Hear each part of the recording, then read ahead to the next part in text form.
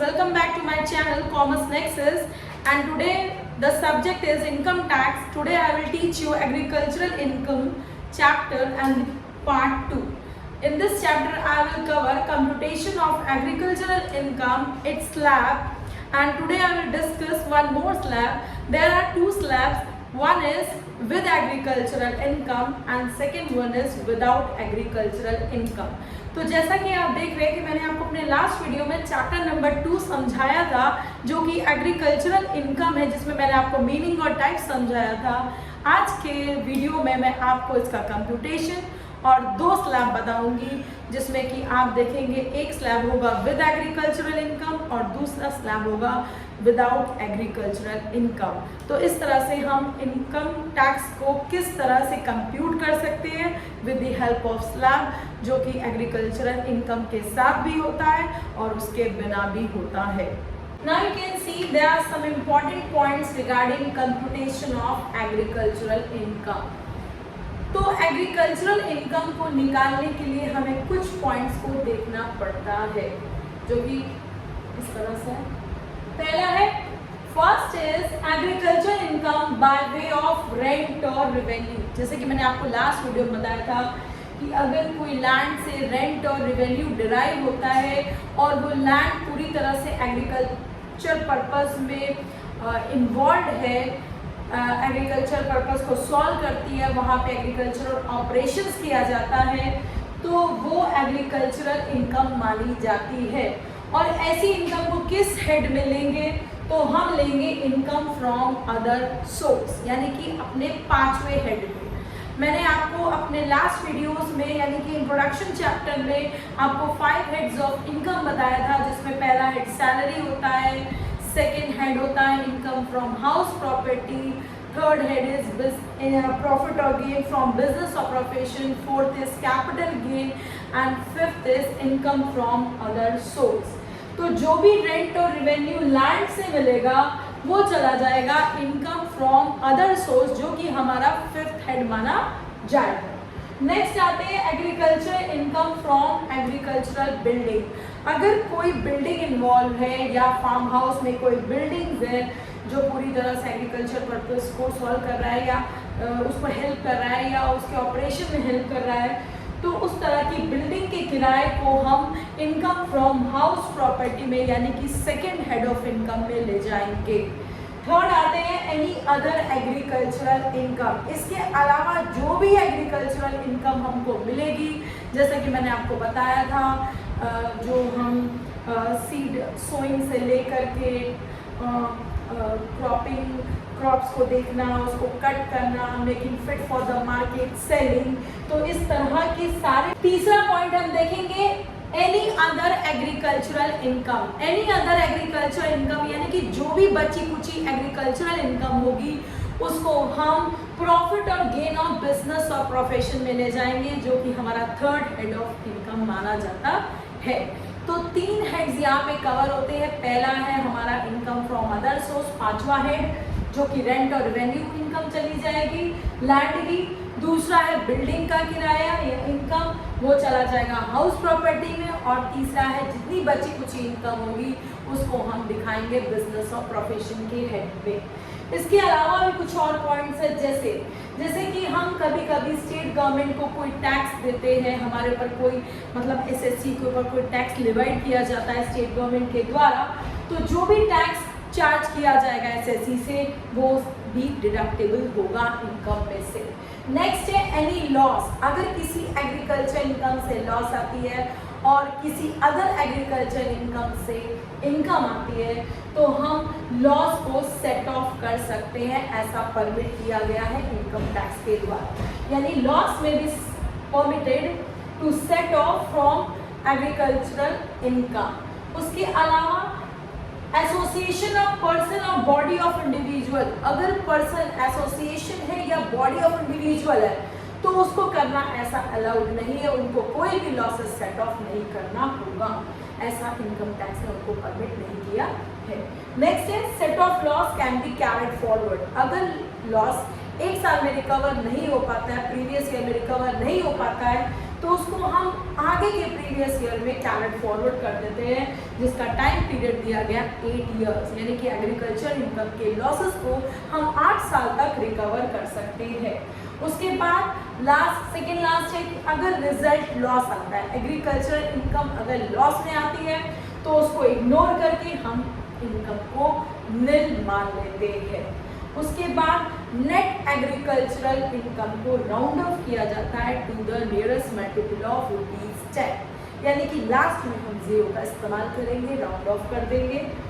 तो इस तरह से मैंने आपको इम्पॉर्टेंट पॉइंट समझाए कि जो ज़रूरी होते हैं एग्रीकल्चरल इनकम को निकालने के लिए। जैसा कि मैंने आपको बताया था कि इनकम टैक्स लैब में हम कंप्यूटेशन करते हैं टैक्स का। तो इनकम टैक्स लैब जो होता है वो 2 तरह से प्रिपेयर किया जाता है। एक जिसमें हम एग्रीकल्चर इनकम को देखते हैं, उसको इंक्लूड करते हैं, और एक स्लैब वो होता है जो विदाउट एग्रीकल्चरल इनकम लिया जाता है। तो पहला वाला स्लैब जो है यानी कि एग्रीकल्चर इनकम के साथ वाला, इसको हम एग्रीकल्चर इनकम के चैप्टर में पढ़ते हैं, और चाहे तो हम जब कंप्यूटेशन करेंगे तो वहाँ पे हम ये देख लेंगे कि एग्रीकल्चर इनकम है या नहीं है।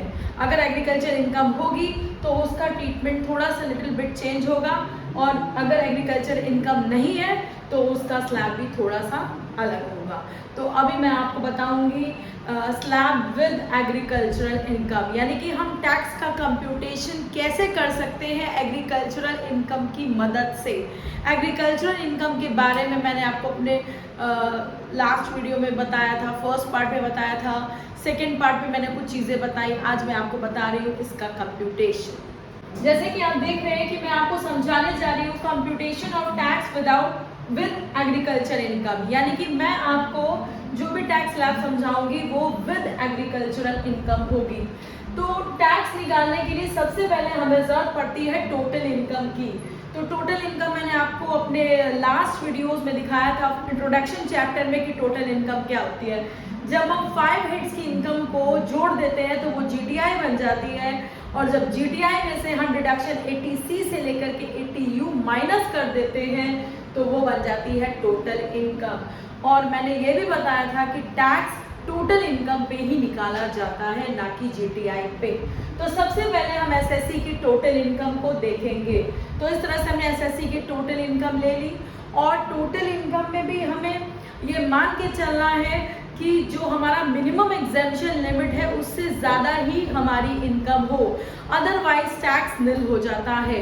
अगर जैसे कि देखा जाए, हमने आपको 3 कैटेगरीज बताई थी इंडिविजुअल की। First one is below 60 years, second one is between 60 years to 80 years, and third one is above 80 years.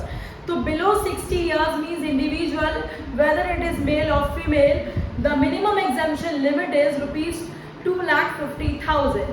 For senior citizen, the minimum exemption limit is rupees 3 lakh, and for super senior citizen, the minimum exemption limit is 5 lakh.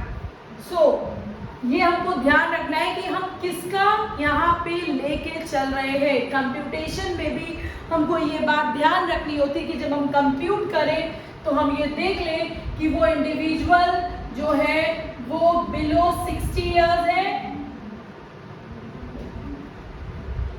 तो below 60 to 80 years और above 80। तो इस तरह से हमें उसका slab follow करना पड़ता है, क्योंकि हम जब जनरल रेट्स लगाएंगे तो ये तीनों के रेट्स अलग अलग होंगे। इसलिए हमें स्लैब में देखना पड़ता है कि हम किसका कंप्यूटेशन करने जा रहे हैं। हम इंडिविजुअल बिलो 60 इयर्स का ले रहे हैं, हम इंडिविजुअल में सीनियर सिटीजन का ले रहे हैं जो कि 60 और 80 से के बीच में आते हैं, या हम सुपर सीनियर का ले रहे हैं कि जो अबव 80 इयर्स के होते हैं, क्योंकि सबका कंप्यूटेशन थोड़ा डिफरेंट होगा। तो यहाँ पे हम इंडिविजुअल का देख लेंगे और फिर टोटल इनकम उसी हिसाब से देखेंगे, क्योंकि तीनों की मिनिमम एग्जेम्पशन लिमिट अलग होती है। तो हम जिसका भी अप्लाई कर रहे हैं वहाँ पे उसकी टोटल इनकम ले लेंगे, और एग्रीकल्चरल इनकम को भी 5,000 से ऊपर ही इंक्लूड किया जाता है। अगर कोई एग्रीकल्चरल इनकम 5,000 से बिलो है तो उसको हम निल मान लेंगे। तो अगर वो बिलो 5000 है तो वो नील हो जाएगी। तो इस तरह से हम उसको नील मान करके सिर्फ टोटल इनकम पे ही कंप्यूटेशन करेंगे। तो इस तरह से जब हम दोनों को जोड़ देते हैं तो हमारी बन जाती है एग्रीगेट इनकम। और जब हम विदाउट एग्रीकल्चर इनकम वाला चार्ट लेते हैं तो उसमें हमें एग्रीकल्चर को इंक्लूड नहीं करना होता है, हम सीधे टोटल इनकम पे ही स्लैब लगाते जाते हैं। तो कोई ज़्यादा फर्क नहीं है, बस एग्रीकल्चर वाले में एग्रीकल्चर इनकम को इंक्लूड किया जाता है अबव 5000, और विदाउट एग्रीकल्चर इनकम में हम एग्रीकल्चर इनकम को नहीं लेते, हम सिंपल टोटल इनकम पे स्लैब को फॉलो करते हैं। तो सबसे पहले हम स्लैब में देखेंगे कि हमारे कौन से रेट्स हैं जो टैक्स के लिए यूज किए जाते हैं। तो जैसे कि किसी बुक्स में जनरल रेट्स को पहले रखा गया है, स्पेशल रेट्स को बाद में रखा गया है, लेकिन निकालने का सही तरीका यही होता है कि पहले हम स्पेशल इनकम को अलग कर ले और जो बची हुई इनकम होती है उसी पे हम जनरल रेट लगाते हैं। तो इसीलिए मैंने आपको टैक्स रेट में पहले स्पेशल इनकम को समझाया है।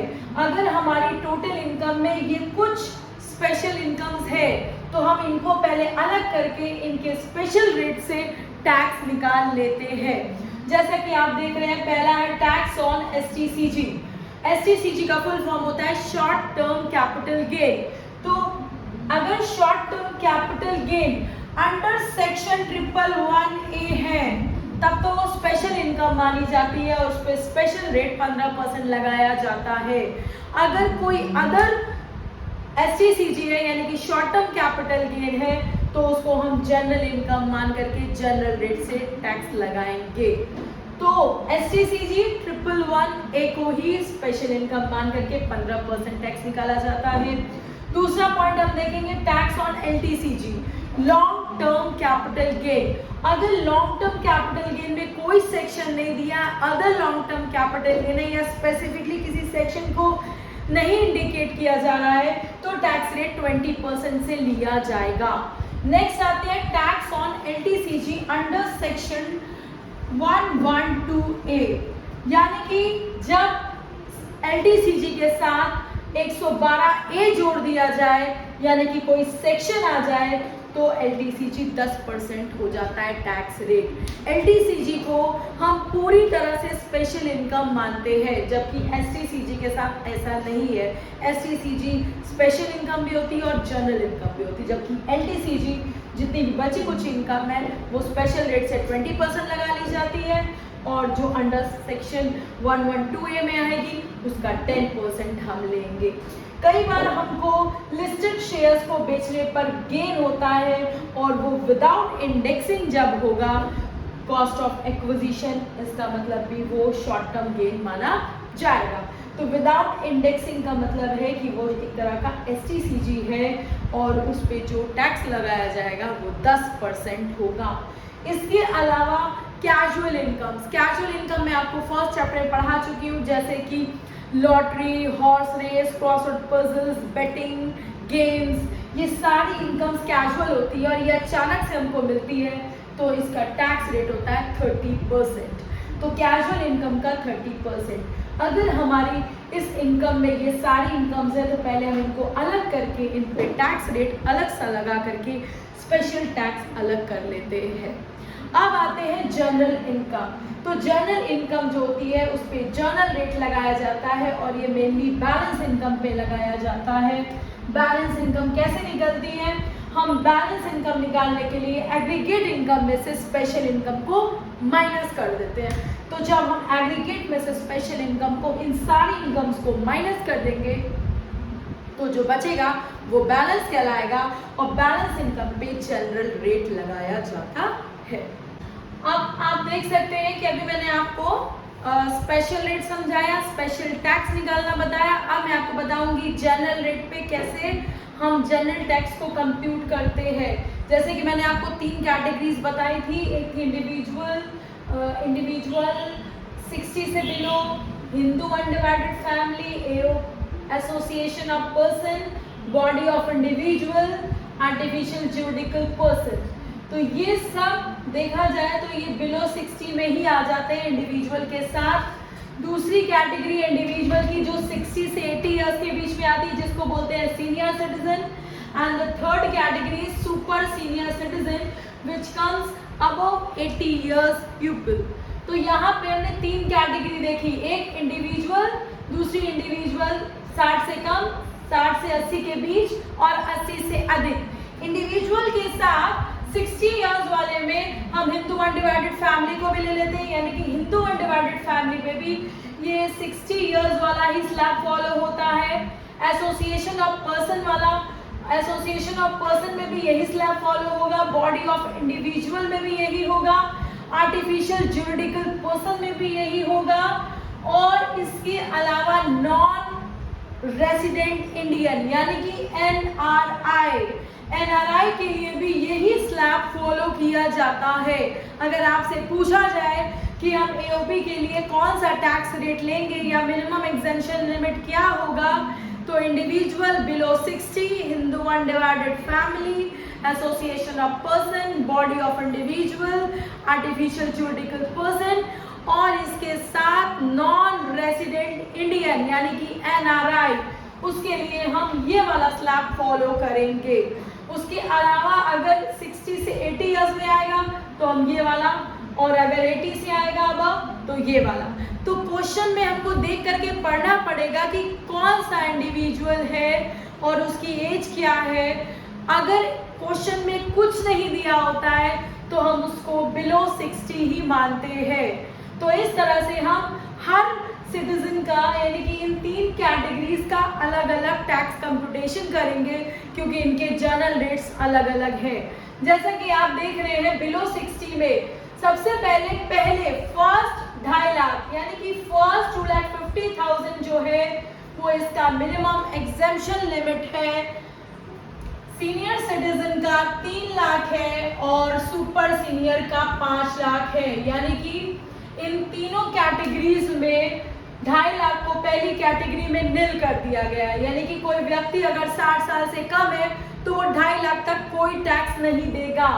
अगर कोई सीनियर सिटीजन 3 लाख के अंदर है तो वो कोई टैक्स नहीं देगा, और अगर सुपर सीनियर है तो वो 5 लाख तक एग्जेम्प्टेड है। तो यानी कि इनकी मिनिमम एग्जेम्पशन लिमिट है 2.5 लाख, 3 लाख, 5 लाख। अब इंडिविजुअल का देखते हैं, तो इंडिविजुअल को पहले 2.5 लाख पे निल कर दिया गया। जैसे ही उस 2.5 लाख से हमारा इनकम इंक्रीज होने लगेगा और अगले 2.5 लाख तक वो पहुंचेगा यानी कि 5 लाख तक, तो उसको देना पड़ेगा 5%। फिर से एक बार मैं बता रही हूँ कि अगर 2.5 लाख तक उसकी इनकम जो है वो निल है, जैसे ही वो 2.5 लाख से क्रॉस करके अगले 5 लाख तक पहुंचेगा उसको देना होगा इनकम का 5%। फिर जैसे ही वो 5 लाख से आगे बढ़ता जाएगा और वो अगले 10 लाख पे पहुंचेगा तो उसको देना पड़ेगा 20% ऑफ 10 लाख, और जैसे ही वो 10 लाख के अबव जाएगा तो उसको देना पड़ेगा 30%। ये है progressive tax rate. Progressive tax rate start होता है 5% से लेकर के 30% तक, यानी कि पहला तो निल ही है, यानी कि मिनिमम टैक्स रेट है 5% और मैक्सिमम टैक्स रेट है 30%, जो कि जितनी भी इनकम हो वो 30% ही ली जाएगी, जो कि 10 लाख के ऊपर जाएगी। तो मेनली पहला है 2.5, अगला 2.5 से लेकर के 5, 2.5, फिर अगले 5 से अगला 5 हो गया 10, और फिर बैलेंस पे आते हैं 30%। इस तरह से हम उसकी कंप्यूटेशन करेंगे। मैं इसको एक क्वेश्चन से आपको समझाऊंगी ताकि और क्लैरिटी आपको आ जाएगी, वो मैं आपको नेक्स्ट वीडियो में बताऊंगी। नेक्स्ट आते हैं सीनियर सिटीजन। सीनियर सिटीजन जो है वो 3 लाख तक एकदम निल होते हैं, उनको कोई टैक्स नहीं देना है। जैसे ही वो 3 से अगले 2 पे पहुंचेंगे यानी 5 लाख वो लाएंगे तो उनको देना पड़ेगा 5%। फिर वो 5 और अगले 5 पे जब जाएंगे यानी कि 10 लाख के अंदर पहुंचेंगे तो उनको देना पड़ेगा 20%, और जैसे ही वो 10 लाख क्रॉस करेंगे तो उनको देना पड़ेगा 30%। तो ये इस तरह से हम देख सकते हैं सीनियर सिटीजन का। अब आते हैं super senior citizen. Super senior citizen को पहले ही 5 लाख पे निल कर दिया गया, तो जब पहले ही 5 लाख पे वो निल हो जा रहे हैं तो उनका 5% वाला टैक्स रेट भी निल हो जाएगा। यानी कि वो अगले पास से लगाए दूसरे पास तक पहुंचने में, यानी कि 10 लाख पहुंचने में वो देंगे 20% का टैक्स। और उसके बाद जैसे ही वो 10 लाख क्रॉस करेंगे, अबव जाएंगे 10 लाख के, तो उनको देना पड़ेगा 30%। तो सीनियर सिटीजन के लिए सिर्फ 2 प्रोग्रेसिव टैक्स रेट है, दैट इज 20% एंड 30%। तो इस तरह से मैंने आपको अलग अलग रेट समझाए हैं जो कि एक ही अप्लाई होगा एक क्वेश्चन पे। एक क्वेश्चन पे या तो वो बिलो 60 होगा, या तो वो 60 to 80 होगा, और या तो वो अबव 80 होगा। तो आप पहले क्वेश्चन पढ़ेंगे, समझेंगे, और अगर कुछ नहीं दिया होगा तो आप उसको बिलो 60 ही ट्रीट करेंगे। तो यहाँ तक हमने 2 टैक्स निकाले, एक हमने निकाला स्पेशल टैक्स, एक हमने निकाला जर्नल टैक्स। तो स्पेशल टैक्स और जर्नल टैक्स को जब हम जोड़ देते हैं तो हमारी कैटेगरी आती है टोटल टैक्स। कभी कभी ऐसा भी होता है कि स्पेशल रेट्स नहीं है, स्पेशल इनकम्स नहीं है, तो स्पेशल रेट नहीं लगाया जाएगा, टैक्स नहीं होगा। तो कई बार स्पेशल टैक्स निल होता है तो उसको हम नहीं लिखते हैं, अगर वो होगा तभी लेंगे, अदरवाइज नहीं लेंगे। तो इस तरह से हमारा टोटल टैक्स आ गया। अब ये पार्ट देखते हैं, तो हमारा यही पार्ट एग्रीकल्चर इनकम को अलग करता है। यानी कि ये जो चार्ट है, इस चार्ट में बस यही पार्ट जो है वो अलग है एग्रीकल्चर में। अगर हम tax slab without agriculture income लेंगे तो हम ये वाला पार्ट नहीं लेंगे, और अगर हम विद एग्रीकल्चर इनकम लेंगे तो हम ये वाला पार्ट लेंगे। इसीलिए मैं आपको दोनों स्लैब एक ही स्लैब में बता रही हूँ कि दोनों में डिफरेंसेस क्या है। तो this is the major difference between slab with agriculture income and without agriculture. तो ये आप देख सकते हैं कि इस पॉइंट में हमें क्या करना है। तो इस पॉइंट में करना है हमें less tax on agricultural income. Book में इसको टैक्स ऑन एग्रीकल्चरल इनकम दिया है, इसको नेट एग्रीकल्चर इनकम भी कहा जा रहा है, या मिनिमम एग्जेम्पशन लिमिट भी दी जा रही है, लेकिन इसका जो कंप्यूटेशन है वो क्लैरिफाई नहीं है कि वो कैसे निकाला जाता है। तो मैं आपको क्लियर कर देती हूँ कि इस पॉइंट में मेनली हमको निकालना क्या है। इस पॉइंट पे हमको निकालना है deduction. Deduction is on minimum tax rate charged on agricultural income. No, deduction is minimum tax rate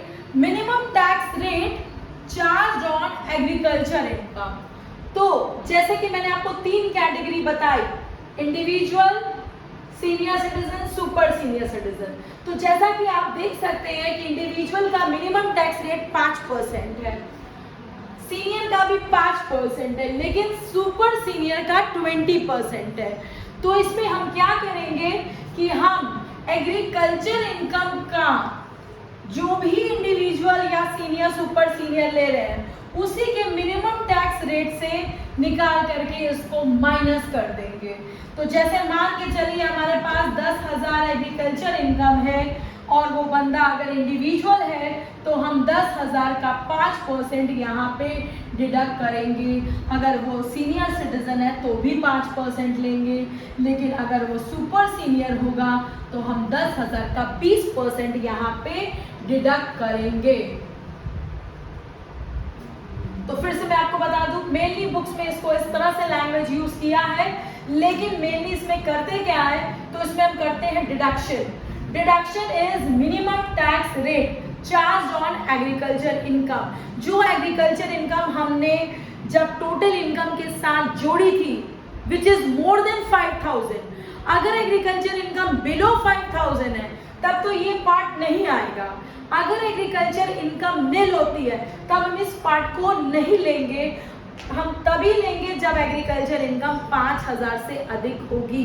तो ये पार्ट तभी आएगा जब एग्रीकल्चर इनकम टोटल इनकम के साथ ऐड किया जाएगा which is more than 5,000 rupees. तो यहाँ पे हम उसी इनकम का 5% या 20% हम लेस करते हैं। तो आज शुरुआत वाले 2 इंडिविजुअल का हम 5% लेंगे और लास्ट वाले यानी कि सुपर सीनियर का हम 20% यहाँ पे डिडक्ट करेंगे। तो ये था हमारा वो पार्ट जो हमारे कंप्यूटेशन ऑफ स्लैब को अलग करता है, जो कि सिर्फ एग्रीकल्चर इनकम में लिया जाता है। अगर हम विदाउट वाला लेंगे तो उसमें हम ये पार्ट नहीं लेंगे। तो इससे आपको डिफरेंशिएशन समझ में आ जाएगा और दोनों स्लैग भी समझ में आ जाएगा। उसके बाद आते हैं कि हमने इस टोटल टैक्स में से जब हमने एग्रीकल्चर इनकम के पार्ट का टैक्स रेट को माइनस कर दिया तो बचेगा बैलेंस टैक्स। अब नेक्स्ट पार्ट आते हैं रिबेट। तो रिबेट को बोला जाता है एक तरह का डिस्काउंट, एक तरह की छूट, यानी कि जो दी जाती है इंडिविजुअल्स को जिनकी इनकम 5 लाख से कम होती है। तो रिबेट अंडर सेक्शन 87A ये उन्हीं को दिया जाएगा जिसकी टोटल इनकम 5 लाख से बिलो होगी, और ये जो रेट है वो इनकम टैक्स द्वारा तय किया गया है और जो कि है 12,500 यानी कि 12,500। तो जिसकी भी इनकम बिलो 5 लाख होगी उसको हम 12,500 का रिबेट देंगे, और ये माइनस किया जाता है और माइनस करने के बाद बैलेंस टैक्स लेते हैं। तो रिबेट उसी क्वेश्चन में आएगा जिस क्वेश्चन में टोटल इनकम 5 लाख को क्रॉस करेगी। जिस क्वेश्चन में 5 लाख से ज़्यादा होगी टोटल इनकम वहाँ पे रिबेट नहीं लिया जाएगा।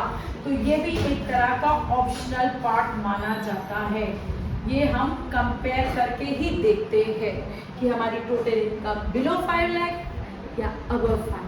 बिलो है तो हम रिबेट लेंगे, अबव है तो नहीं। अब देखते हैं हम लोग बैलेंस टैक्स। जैसे कि मैंने आपको बताया था रिबेट के बाद जो भी निकलेगा वो हमारा बैलेंस टैक्स होगा। इसके बाद हम सरचार्ज को फॉलो करते हैं। सरचार्ज एक तरह का चार्ज होता है जो इनकम टैक्स अलग अलग टैक्स रेट्स के हिसाब से, इनकम के हिसाब से चार्ज करता है।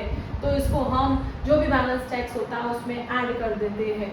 तो पहला है जब टोटल इनकम 50 लाख से 1 करोड़ के बीच में हो और जो जिसमें डिविडेंड और अंडर सेक्शन 11A या 112A को जोड़ा गया हो इनकम्स को, जो कि LTCG STCG है, तो हम 10% सरचार्ज लेंगे। उसी तरह से जब इनकम 1 करोड़ से 2 करोड़ हो जाए with including all these above तो 15% सरचार्ज लिया जाएगा। अगर इनकम 2 करोड़ से 5 करोड़ हो जाए तो फिर ये देखना होता है कि जो डिविडेंड है वो और इनकम ये जो हमने LTCG और STCG की 111A 112 लिया है ये एक्सक्लूडिंग है तो सरचार्ज हो जाएगा 25%। और उसी तरह से अगर इनकम 5 करोड़ से अबव है और एक्सक्लूडिंग डिविडेंड और 11A 112 है तो हम 37% लेंगे। तो हमारा 4 रेट है 10%, 15%, 25% और 37%। तो ये 4 तरह के सरचार्ज हैं, हमको इनकम के हिसाब से देखना होता है। मेनली एक चीज़ और भी है कि जब टोटल इनकम 2 करोड़ से अबव हो लेकिन ये C और D पॉइंट को कवर ना करता हो, जिसमें डिविडेंड और 111A प्लस 112A को भी ऐड किया हो, इंक्लूड किया हो, तो हम 15% लेंगे। तो ये हमने 5 तरह के सरचार्ज आपको बताए। तो मेनली ये थ्योरेटिकल ज़्यादा यूज़ होता है, न्यूमेरिकली इनका कोई यूज़ नहीं है, ये ज़्यादातर न्यूमेरिकली में ये मिल ही रहते हैं। तो ये हमारा आ जाएगा टोटल टैक्स। अब आते हैं मार्जिनल रिलीफ। मार्जिनल रिलीफ क्या होता है कि जितने भी हमने सरचार्ज के रेट्स लिए हैं उसमें ये देखना होता है कि जो भी टोटल इनकम है वो अगर उसमें हम सरचार्ज जोड़ के लें तो वो कभी भी उसको एक्सीड ना करे, यानी टैक्स कभी भी इनकम को एक्सीड ना करे, इतना ज़्यादा टैक्स ना हो जाए, तो एक तरह का मार्जिनल रिलीफ दे दिया जाता है, जो कि हम देखा जाए तो न्यूमेरिकली इसका भी कोई यूज़ नहीं है। फिर आते हैं हम हेल्थ एंड एजुकेशन सेस पे। तो हेल्थ और एजुकेशन सेस जो है वो 4% है टोटल टैक्स का। यहाँ तक जो हम टोटल टैक्स निकालेंगे उसी का 4% हम एजुकेशन सेस पे खर्च करेंगे। सरकार आप देख ही रहे हैं एजुकेशन को प्रमोट कर रहा है, हेल्थ पॉलिसीज़ को प्रमोट कर रहा है, तो ये सारा पैसा हेल्थ और एजुकेशन में खर्च किया जाता है, जो कि हम टैक्स का 4% यूज़ करके उसी में ऐड कर देते हैं। उसके बाद इसलिए आती है हमारी ग्रॉस टैक्स लायबिलिटी। अब अगर मान लीजिए हमने कोई TDS कटाया था किसी इनकम पे, तो वो TDS या हम पहले से ही एडवांस टैक्स दे रहे हैं, जैसे कि इनकम टैक्स में अब टैक्स को आसान करने के लिए एनुअल को 4 पार्ट पे बांट दिया गया है और उसको 4 क्वार्टर्स में भी इनकम टैक्स एक्सेप्ट कर लेता है, that is called advance tax. तो एडवांस टैक्स हम दे चुके हैं या TDS के रूप में भी कुछ दे चुके हैं, तो डबल टैक्सेशन की पॉसिबिलिटी ना हो, उससे बचने के लिए उसको इसमें से माइनस कर देते हैं, तो हमारा आता है नेट टैक्स लायबिलिटी। और लास्ट में हम नेट टैक्स लायबिलिटी को राउंडेड ऑफ कर देते हैं नियरेस्ट मल्टीपल ऑफ ₹10, यानी कि हमारा लास्ट में कोई भी डिजिट नहीं होना चाहिए, सिर्फ 0 होना चाहिए। कि अगर हमने लिया है 5 रुपए से, लास्ट में हमारा 5 रुपया या 5 से अधिक, इस तरह से हमारी जब हम इसमें से 2 को लेस कर देते हैं, यानी कि टीडीएस और एडवांस टैक्स को, तो हमारी आती है नेट टैक्स लायबिलिटी। तो नेट टैक्स लायबिलिटी ही हमारी मानी जाती है, बस उसको लास्ट में हम राउंडेड ऑफ करते हैं, यानी कि rounded off nearest multiple of ₹10, यानी कि लास्ट में 0 होना चाहिए। अगर इनकम लास्ट में 5 या 5 से अधिक है तो उसको हम नेक्स्ट वैल्यू पे ले जाते हैं। अगर वो 45 है तो हम 50 कर देंगे, 47 है तो 50 कर देंगे, लेकिन अगर 44 है, 43, 42 है तो हम उसको पीछे 40 पे ले आएंगे। इस तरह से लास्ट में उसको राउंड ऑफ कर देते हैं। तो ये था हमारा इनकम टैक्स स्लैब, जिसमें मैंने आपको दोनों ही स्लैब एक ही कंटेंट में समझा दिया और दोनों के डिफरेंसेस को भी बताया कि जब हम विदाउट एग्रीकल्चर इनकम लेंगे तो हम सिर्फ टोटल इनकम पे टैक्स लगाएंगे, और जब हम जर्नल और स्पेशल टैक्स निकाल लेंगे उसके बाद जो डिडक्शन हमने लिया था एग्रीकल्चर इनकम वाला वो हम विदाउट में नहीं लेंगे, हम सिंपल उसके बाद रिबेट, सरचार्ज, ई सेस और नेट ग्रॉस को फॉलो करेंगे। और जब हम विद एग्रीकल्चर इनकम लेंगे तो हम total income plus agriculture income को लेंगे बट मोर देन 5000, और फिर एग्रीगेट पे स्लैब लगाएंगे, और उसके बाद जब हम टोटल टैक्स निकालेंगे तो उसमें एक सिंपल डिडक्शन लेंगे जो कि मिनिमम टैक्स रेट से एग्रीकल्चर इनकम पे लेस किया जाता है। तो ये एक पॉइंट है, या जो हम जोड़ रहे हैं वो पॉइंट, बस ये 2 पॉइंट्स हमारे स्लैब को अलग करते हैं। बाकी सारी चीज़ें सेम है, सरचार्ज वही रहेगा, एक्सेस भी वही रहेगा, सारे रेट्स भी वही रहेंगे, कोई अंतर नहीं है। अगर आपको मेरा चैनल अच्छा लगा हो तो चैनल को सब्सक्राइब करें, मेरे वीडियो को शेयर करें, लाइक करें। Thank you.